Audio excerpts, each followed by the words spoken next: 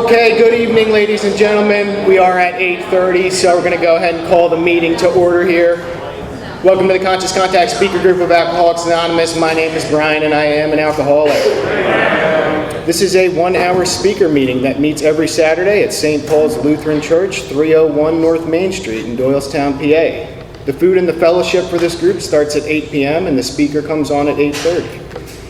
The business meeting for this group meets every Saturday, 7 p.m. to 7:30. Please feel free to show up early and join us. The purpose of this group is to provide a consistent message of hope and recovery through God reliance and service to others through the practice and teachings of the 12 steps. We record all speakers so that others can benefit from their message of recovery. If you wish not to be recorded, simply ask.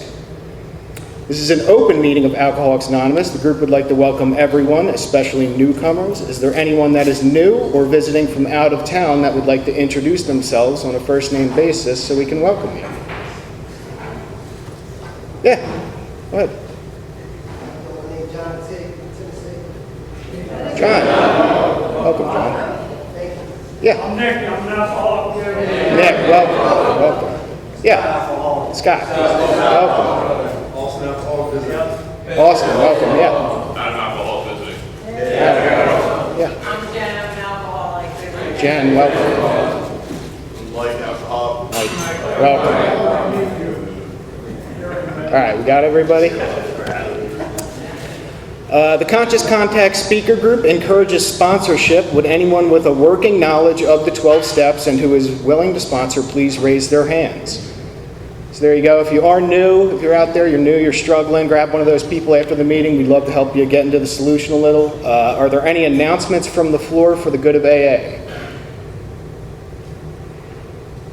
Nobody has anything? Okay. A couple quick announcements from this group.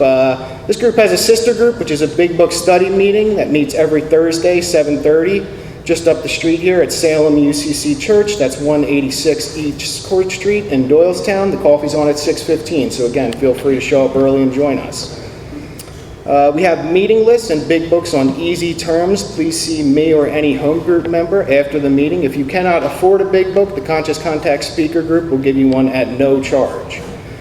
Anyone willing to make donations for the purchase of big books or CDs to help those who can't afford them can put their donations in that jar on the back table marked Big Book and CD donations.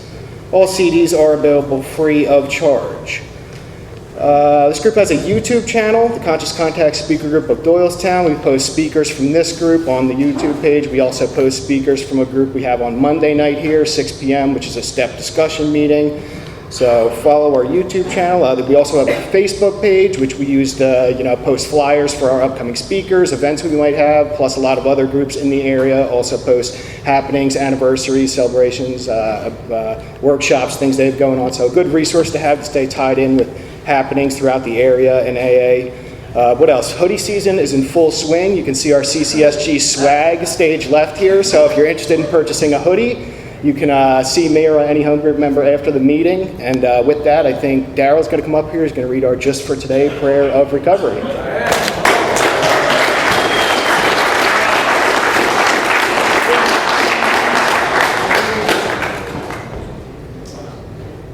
Good evening, everyone. My name is Daryl. I'm an alcoholic. Just for today, prayer of recovery. Just for today, I will be agreeable. I will look as well as I can, dress becomingly, talk low, act courteously, criticize not one bit, not find fault with anything, and not try to improve or regulate anybody except myself. And that's the prayer for just for today. And Nick is coming up to read the preamble.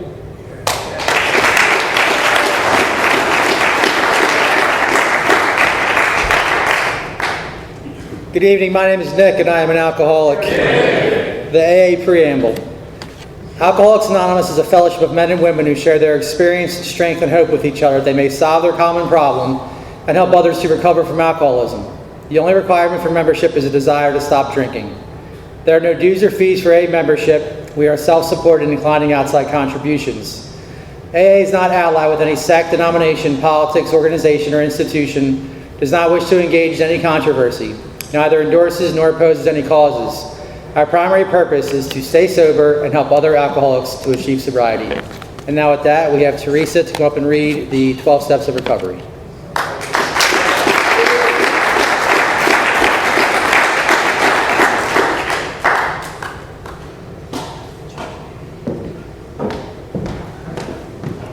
Good evening, everyone. My name is Teresa, and I'm an alcoholic. Hi, Teresa. The AA 12 Steps of Recovery. 1. We admitted we were powerless over alcohol, that our lives had become unmanageable. 2. Came to believe that a power greater than ourselves could restore us to sanity. 3. Made a decision to turn our will and our lives over to the care of God as we understood Him. 4. Made a searching and fearless moral inventory of ourselves. 5. Admitted to God, to ourselves, and to another human being the exact nature of our wrongs. 6. We're entirely ready to have God remove all these defects of character. 7. Humbly asked Him to remove our shortcomings.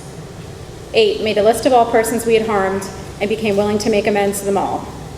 9. Made direct amends to such people wherever possible, except when to do so would injure them or others. 10. Continued to take personal inventory, and when we were wrong, promptly admitted it. 11. Sought through prayer and meditation to improve our conscious contact with God as we understood Him, praying only for the knowledge of His will for us and the power to carry that out. 12. Having had a spiritual awakening as a result of these steps, we tried to carry this message to alcoholics and to practice these principles in all our affairs. And now Brian's going to come back up.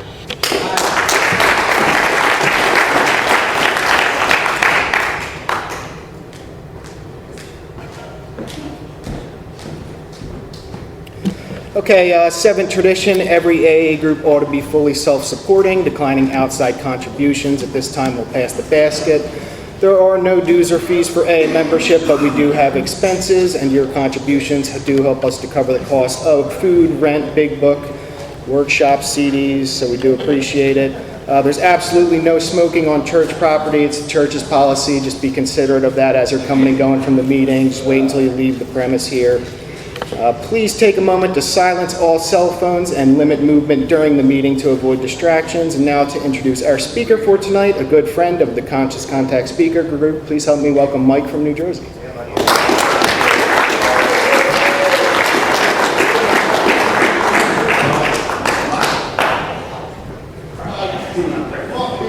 How you doing? I'm Mike. I'm alcoholic. Ron, thanks for asking me to speak tonight. Ron's kind of helping out with a meeting in Columbus. We're trying to get back started, and he reached out in the group, and I had said I would, and I have a sobriety date. It's December 17th, 2012. I have a sponsor who's here tonight.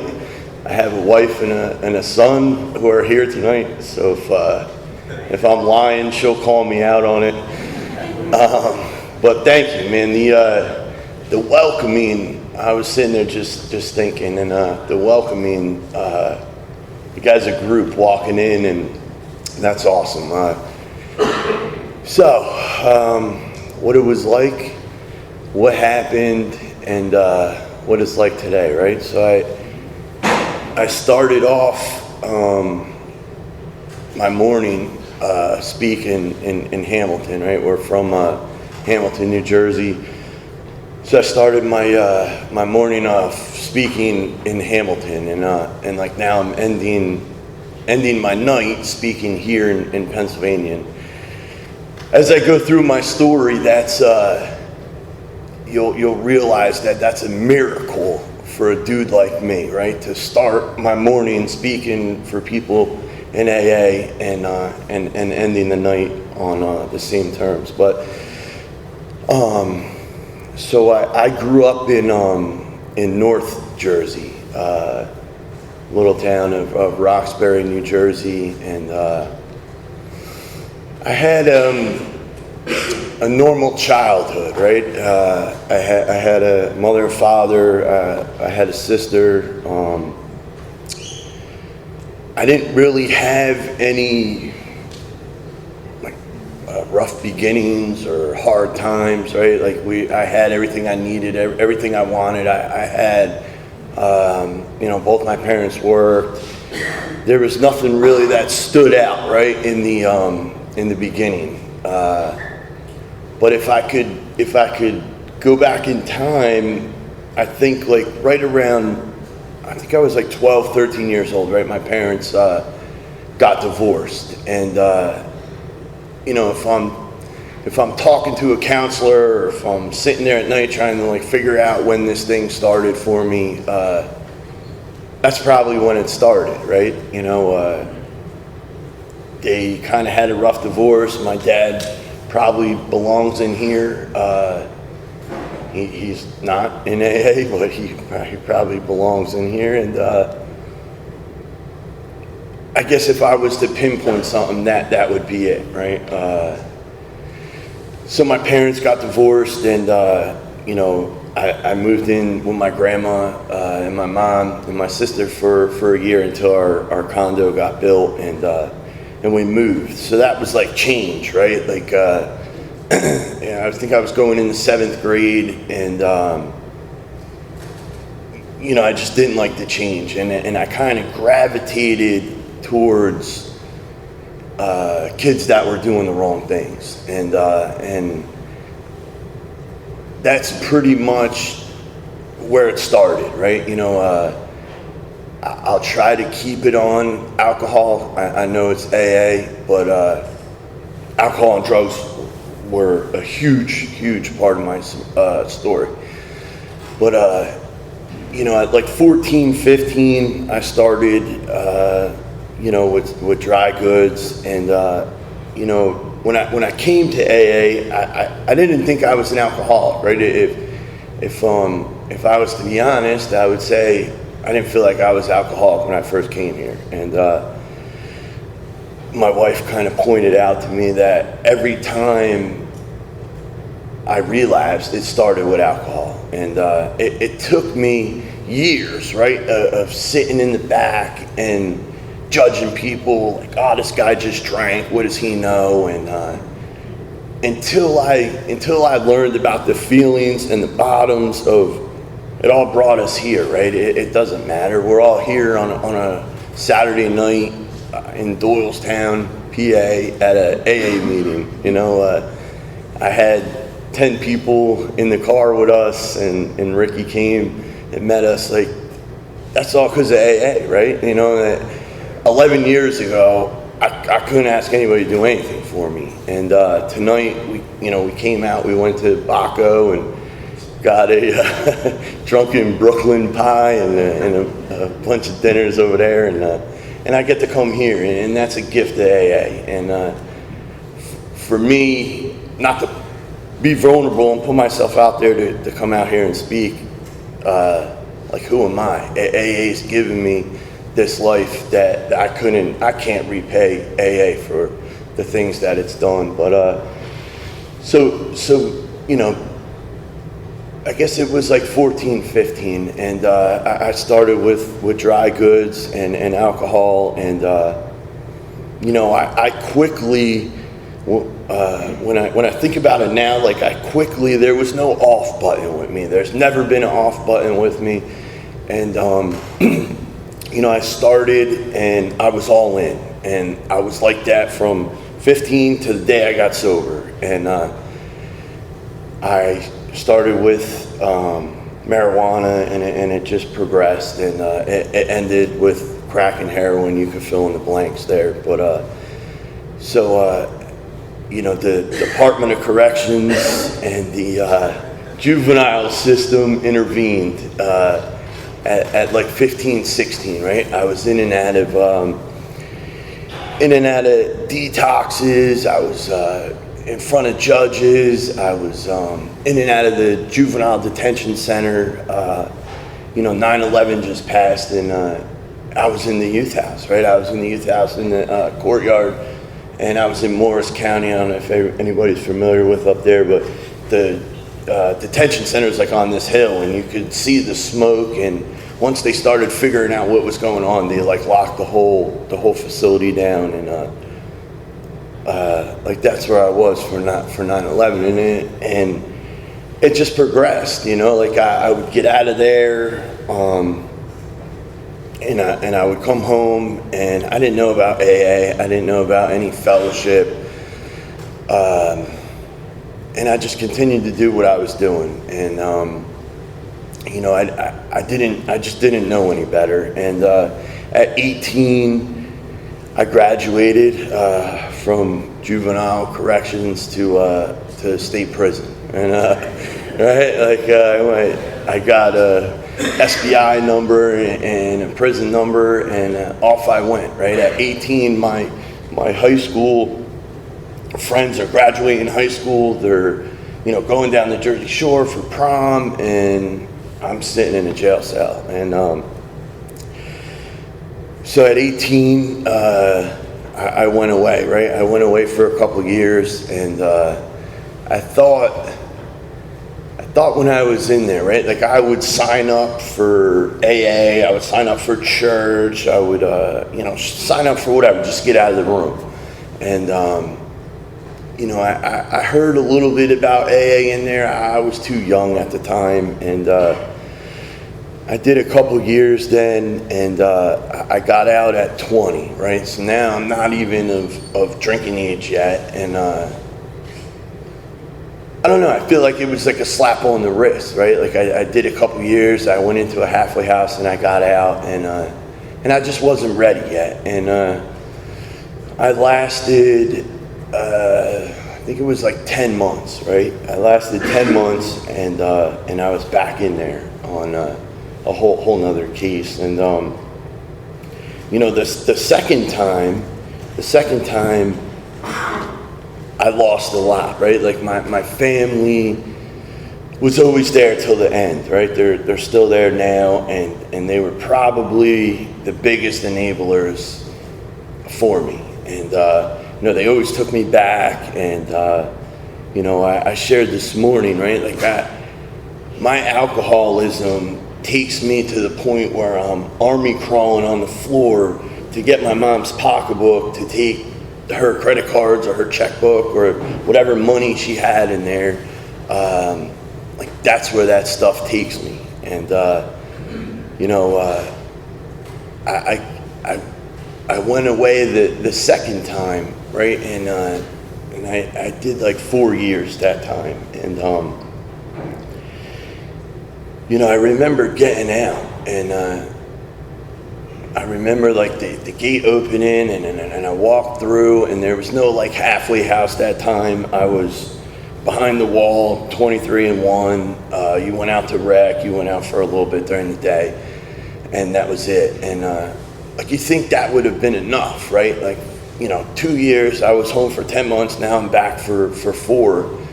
And it wasn't, right? Like my journey wasn't done with the Department of Corrections. We still had some time in us. And but I remember, right? Like I remember the gate opening, and I just didn't know what to do. Like I didn't know about AA. You know, I didn't know about this fellowship. And you know, I got out that time, and I remember my dad was so happy. He like retired from the post office, and he started like this cleaning and maintenance company. And like he had all these hopes, right, that we were gonna, you know, work together. He was gonna help me. He wanted me to stay sober, and like I burned that to the ground too, like because that's what I do, right? You know, he put some trust in me, and I burned all his hopes down that what he was going to do with his son. And, you know, I think it was 14 months that time I ended up burning that all to the ground, and back I went. And, you know, the last time that I kind of shared about it this morning, right? Like that last time I remember, right? Like I remember, staying up all night, going to the hood in the morning to get what I needed to get to go to sleep, and like people are driving by like this, right? Like, you know, just normal people going to work, and like I couldn't figure out like how do you do that? Like how do you not drink or get messed up and like go to work? Like I didn't that didn't like comprehend in my brain. And like I remember that, right? I remember crying in my dad's truck that I like stole, and I'm sleeping in the truck at night, like you know, and I try to keep that like right here, you know, because I feel like it's easy when you get in here, you get some time, you get some your family back, you get some money back, and some friends and family, and you know that feeling that I had is way over there, and now I had this new feeling, and I forget what it was like, and I've seen it a lot, right? You know, people come in, they start getting stuff back, and then, I don't need to go to meetings, or I don't need to speak for this guy in Doylestown on Saturday night, and like I don't want that to be me, because I know where my alcoholism and addiction takes me, and I don't want to go back. But you know, so I remember that last time, right? I had racked up. I don't know, I was like taking credit cards. People would hand their credit cards at a gas pump, and I would like pull up, snatch all the credit cards, and drive off. And you know, I did that for a while, and you know, eventually they caught up with me, and they got me. But you know, so this last time, right? Like I came out, and you know, my wife's here tonight. We are not your typical AA story, but we were like Bonnie and Clyde. She was 17, I was 15. We've been through it all, and like now on the flip side, we've gone through it, you know, for 10 and a half years on this side, and like that's all God, right? Like we didn't know, neither one of us knew how to stay sober, but people like you taught us in different rooms. I mean, we have AAs worldwide. I mean, it's we learned in here, right, how to stay sober, and but we've been through it all. And you know, she had this last one. She had said she was done, right? Like she got in trouble. I think she like robbed her sponsor's house or something up there, and she got in trouble, and I ended up. I don't know how I found bail money. I probably stole it from somewhere, but I ended up getting her out. And like I remember her walking to the car. I was waiting. I don't even think I was waiting. I think I left to go get stuff, and I came back, and like I remember her saying, "I can't do this anymore, Mike. Like I can't do this anymore." And I don't know. Maybe a couple of days went by, and she was serious, you know, and like I wasn't ready to let it go, and she came down to Trenton. My mom and I drove her down to Trenton, New Jersey, and I think we had like McDonald's, and we dropped her off at a recovery house, and you know, she got sober, right? And I went back up north, and I kept doing what I knew how to do, and that was drink and get loaded, and you know, I did that. I don't know, probably for another few months, and like I would remember, right, like I totaled my car, like now I had nothing, you know, I totaled my mom's car like twice, and I was like taking the train down to get what I needed to get, and she would like call me, and she'd be like, just stay on the train, just come down to Trenton, and there's people down here, they'll help you get sober. You know, we'll get you in a detox, and then I have all these friends, they'll help get you sober, and I just didn't want anything to do with it. I wasn't ready to do that, and so that lasted for a few months, and I ended up getting caught on taking credit cards out of gas pumps, and away I went again, and you know, she stayed sober, and I went away, and I did what I did, and jailed, and played cards, and dominoes, and poker, and because that's what I knew how to do, you know, I knew how to do that kind of stuff, and so I'm ready to get out. It's like a couple months. I see parole. They deny me. I'm like, yeah, I'm good. I'll just max out because I don't want to go home with any type of supervision. And like you people near us tell her, I don't think it's a good idea you talk to him anymore. And you know, so the visits stopped, the phone calls. She wasn't answering the phone, and sure enough, you know, right before I got out, she came and got me, and I went down to Trenton, right? And again, I know nobody down there. All her friends are in AA. They're sober. I don't know anybody, and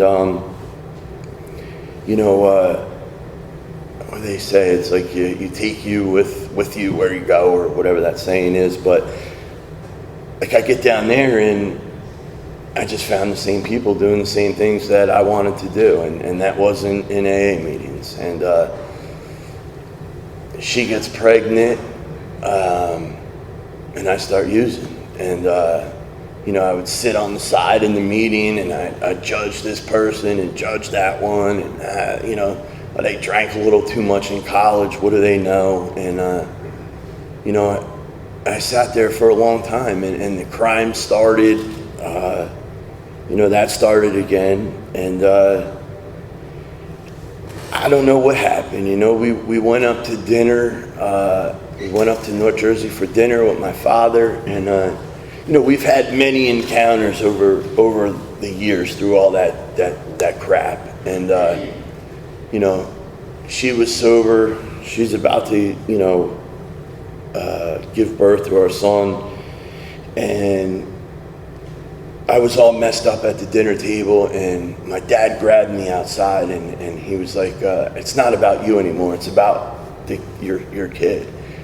And I don't know, right? Like, something clicked, and I was like, man, he's right. Like, he's right. And so I come back, and I go to detox in Maryville. And I go to detox in Maryville, and I do the same thing, right? I do the same thing that I've always done in all the detoxes and rehabs. I could go down the line of places I was at, but I do the same thing. I do the 5-day shuffle in detox, and the 5 days goes by, I start feeling good, and then it's like, I don't need your 28 days now. I'm good. And I think it was Sunrise House up in Lafayette. I would run through the cornfield and get to a payphone back then at the Exxon and call for a ride home. Or, I remember one time I was in Sea Caucus. I was in the youth house. The sheriff's officers brought me. I sat there all day with my parents, signing papers and going over everything. And that night, I hopped the fence and took off. And my dad had to pick me up in Secaucus. Because I jumped over a barbed wire fence. I was gushing blood everywhere, and but I did the same thing, right? So the point of that was I did the same thing that I've always done, and I went to that Maryville, and I did the 5 days, and nobody would come get me but my friend Adam, and I came back to Trenton, and there was the letter on the.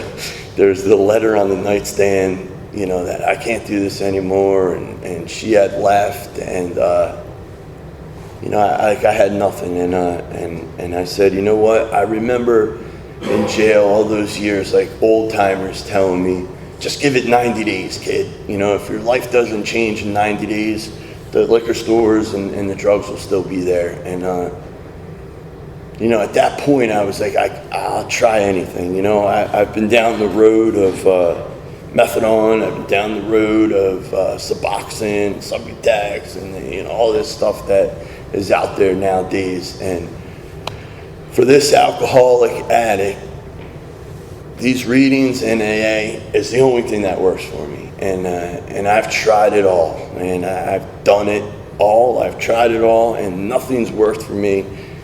But the 12 steps, God, a sponsor, saying I'll come speak when really I'm uncomfortable with doing things like this sometimes. But that's the only thing that's worked for this alcoholic. And, so I go to this recovery house, and, I start going to AA meetings down there, and I raise my hand. I'm like, I'm alcoholic. I need help. I don't know how to do this thing. And, there was guys down there that showed me, right, how to become a responsible human being in AA. And I didn't know what I was doing. I never really had a job. I never really had any hobbies, right? I never really knew what I liked.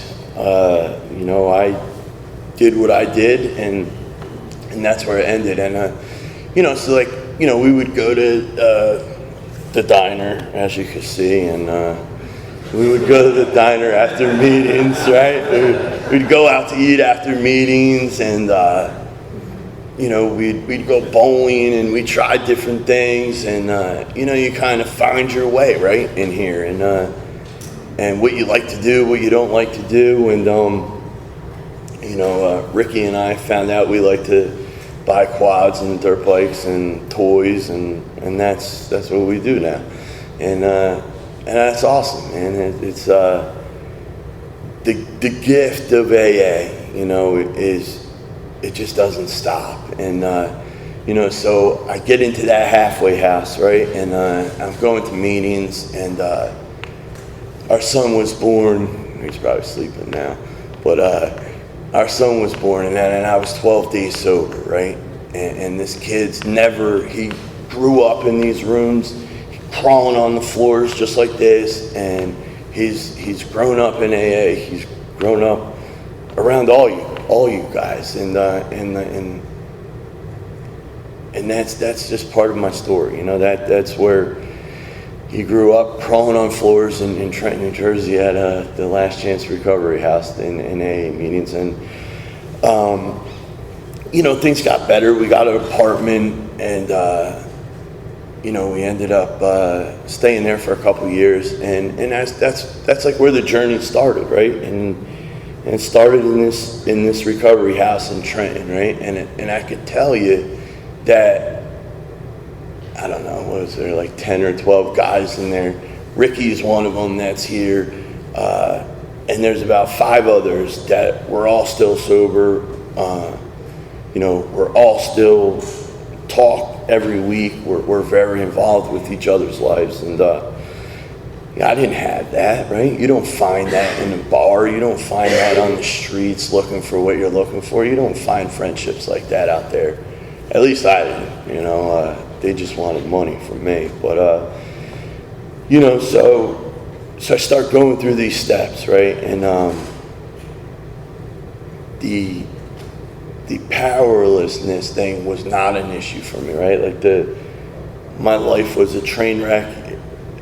As soon as I put something in, and it doesn't matter for me, right? It's normal guys, like, right, I'm in the union now, and these guys, like, they'll go out to the bar after work, and like, they'll have a couple drinks and they'll go home, right? And that's how it works for them. And for me, right, I'll go there, I'll have a couple drinks, and like, I'm going to I guess down here it's Kensington, I'm going to Newark Patterson up near me, and it's on, right? Like, it's on. And I don't know who, somebody shared it, it's like that obsession, and that, like, that still happens today, right? It happens over good things. I'm a football fan. I obsessed over the Jets all year, and Aaron Rodgers goes down in 4th place, right?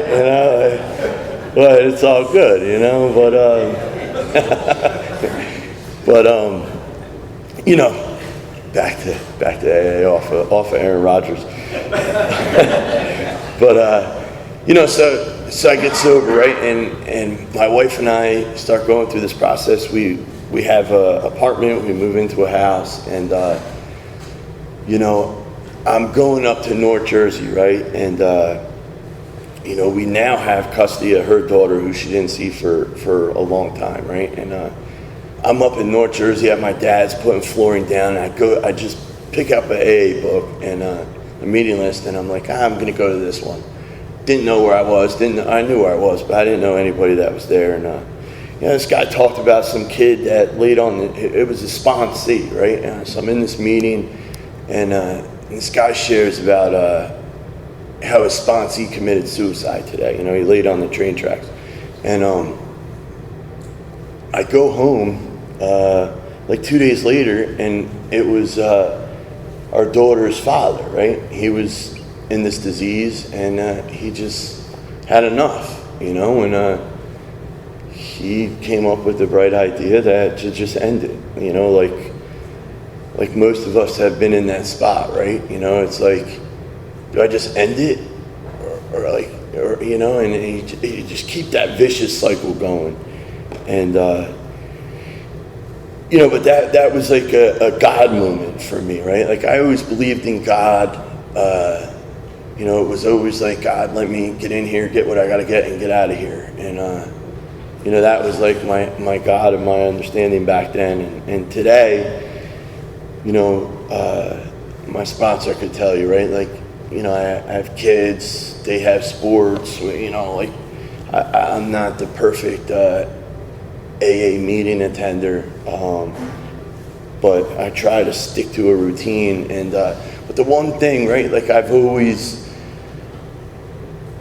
done 100% with, and I can say that honestly, and is God, right? Like I always thank God in the morning for another day, and what can I do for you today? And I ended at night with, thanks for another day sober, and just where can I improve? Sometimes the improvement and suggestions come from my wife after that prayer, but I still ask him what I could do better. But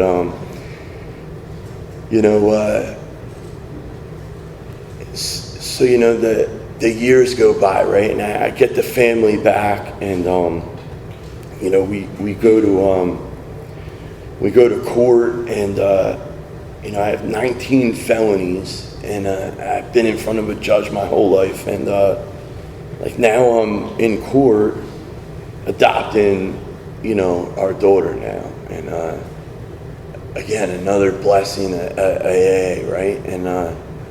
And then she comes and she's living with us now, and my mom gets cancer, right? And this is like the screwed up side, right? Like there's all these good things in AA that happen, and like, here's the bad side. And she gets cancer, right? And I told you in the beginning, my parents were always there for me. My mom came to every correctional institution and sat there and brought food when she could. And my dad cooked in the parking lot at these places and brought food in. And I find out she's got cancer, right? And I've been sober at that point. It's probably like 5 or 6 years, and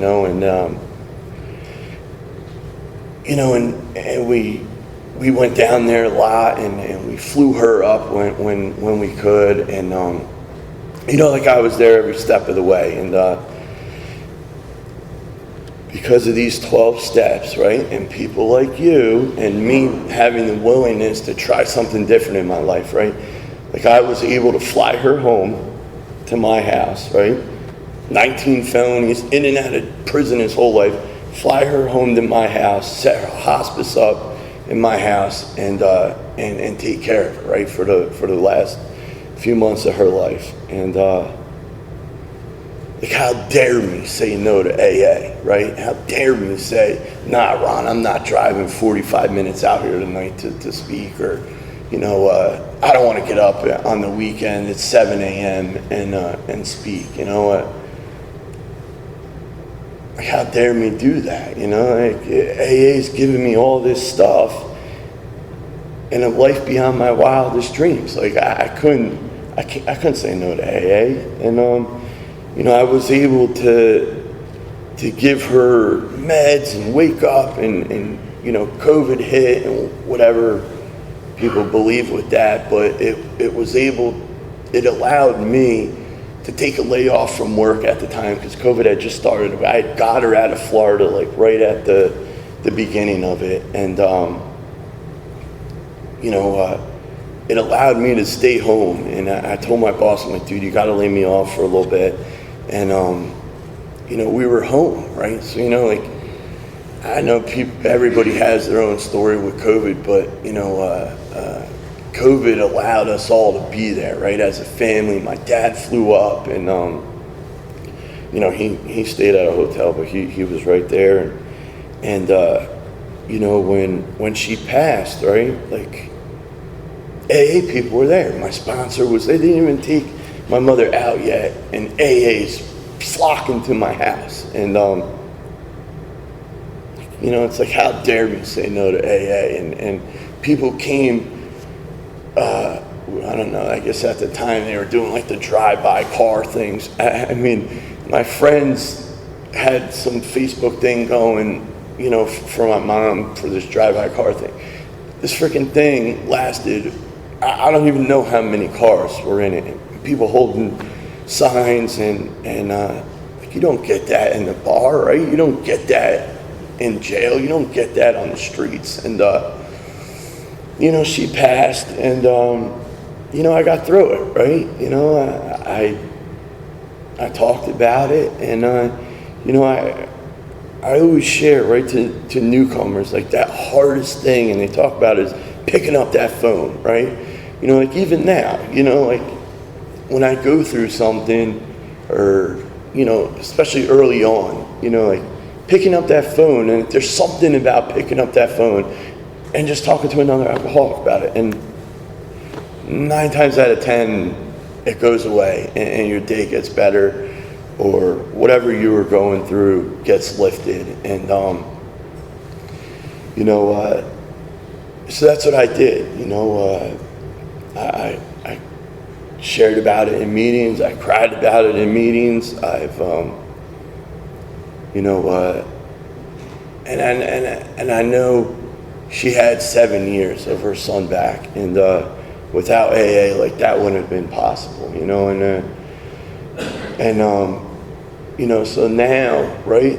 Like now, I go, we buy a house, and you know, we had that house, and like, you know, it's just little things like that. Like I'm sitting at the table with the mortgage company, and they don't know. They just look at your credit and then your down payment, but they don't know the history of the person. But, you know, to sit there and think like, I have a decade in a jail cell, I have 19 felony convictions, and like I own a home now. You know, we just went and actually a lot of the same guys that are here tonight, I spoke in Kensington at the last stop, right? Like, I guess it was about a month or 6 weeks ago. And, you know, like I don't want to say you, right? I could get caught up in, I want a bigger house. Oh, my truck's too old. Or,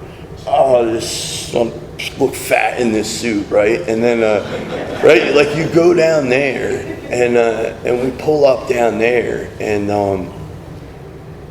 see the realness, right, of this alcohol, this addiction, and the lives that these people are living down there, and you know, it's just sad, you know. And we went home that night, and I've never been so happy to get back to my house, right? Like that, the house that I say is too small, and I want a bigger house, but I've never been so happy to get back there. And you know, we lost somebody, right? So it's the other side of it, you know, because it's always not good. But you know, we lost a good friend of ours. You know, I feel like when somebody relapses in the program, you know, and I feel like for me, like you become family in here, right? You know, like you get your little clique of people in AA. You guys do stuff after you get involved, and you know, we had a friend, Tom, right? And Tom was in and out, and I've always been one of the AA members, right? That my sponsor's shaking his head, but I've always been one of those people that, like, I'll go down there and I'll get them, you know, I'll pick them up, I'll take them to detox, and again, like I said in the beginning, I don't want to lose focus of what my life was like before, and you know, Tom decided, right, to use again, and yeah, like, but nobody knew, right? Like none of us knew. We all thought he was sober. He was going to AA. He was coming around all our functions, and I get the call from his sponsor that he's in the hospital, and like none of us still knew. Like, we're thinking maybe he had a heart attack or whatever. And I was in Home Depot with my son. I drop all this stuff, and we shoot down there. And I kind of just walked by security and walked by here.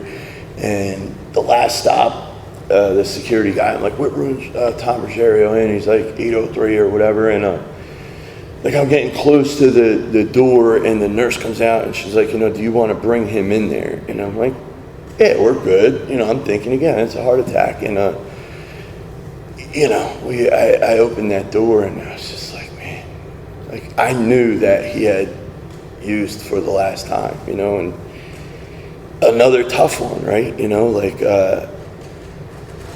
We go through an AA, we watch people come in broken, and their lives get better. They stay with this program, they stay with God, they stay with their sponsor, and they keep doing the things that got them sober, and you watch them grow, right? And then that's the other side of it, where you see somebody come in and they just do a little, and they do a little, and then he's gone. And that was a tough one, right? Like that, it just came out of nowhere. And but again, we all got through it together. And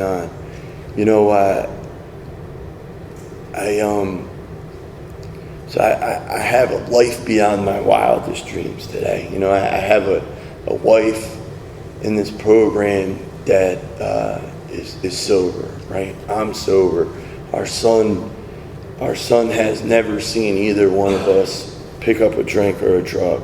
And I have a union job now. If you don't like unions, you could bash me after. But I have this union job now, man, and I found like a good alcoholic addict, right? I found a job in a pharmaceutical place, and I was like, this is me. I can make the most money and do the least amount of work. Like, this is for me. And I got there, right, one day, and I was like, this got my name written all over it. And 4 years later, like, I'm still there. And how I'm still there, they did a background check, right? They did a drug test, which I passed that. But how I passed this background check, God only knows. And God only knows how I passed this background check. But I'm in these clean rooms where they're making medicine, and I don't know. But I know that without God and without AA and without a sponsorship and without doing these things on a daily basis, I know where I'd be, and if you're new, right, if you're new, if you're coming back, if you don't know if this thing is going to change your life, or you're on, like, they talk about it, the jumping off spot, right? Like, been there 100 times, and just give it 90 days, right? Like that guy told me in jail, just give it 90 days, kid, and if your life doesn't change, the liquor stores ain't going nowhere, and the drug dealers aren't going anywhere. And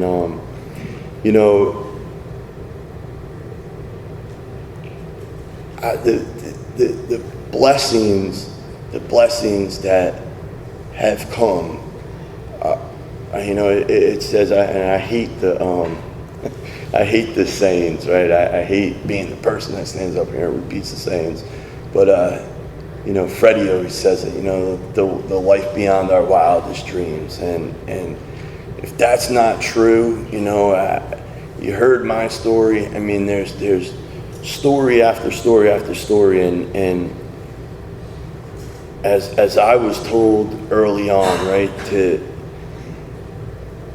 the feelings, right, and the bottom, like, maybe you just drank, maybe she did what she did, and Ron did what he did, but the feelings all got us here, and we all had those same feelings when we walked in here, and I don't want to ramble on, right? I don't want to lose you guys, but I want to really thank you, Ron, for asking me, and I also want to share too before I end so we had a meeting in Columbus, and we're starting it back up on Friday nights, and it's the same format. It's an hour speaker meeting, and we kind of closed because of the whole COVID thing and the attendance, but it was my home group for a long time, and I don't know, Shannon posted a photo of the meeting, and it was just bothering me, right? Like, I wanted to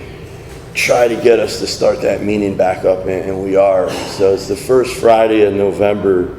We're gonna fire it back up, and if you guys are in the area, I know we're a little far away, but if you're in the area, we'd love to have you there, and thanks again, Ron. Thank you.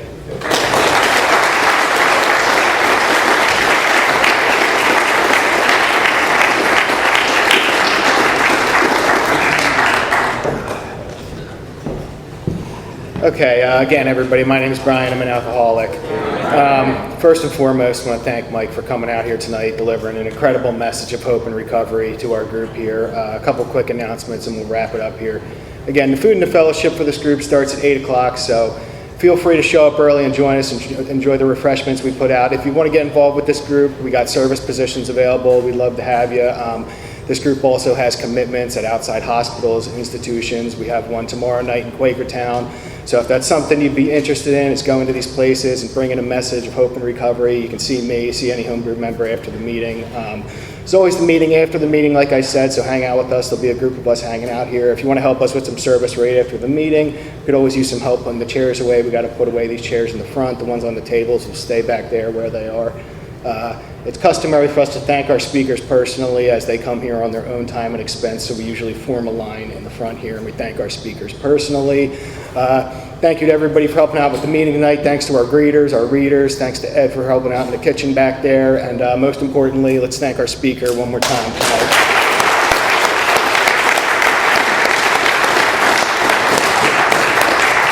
And if you do care to join us, we have a beautiful way of closing.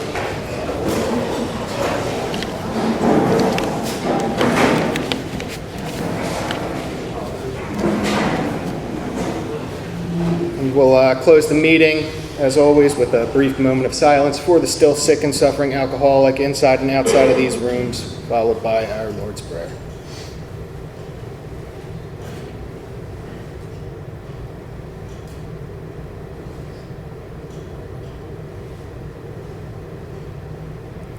Our Father,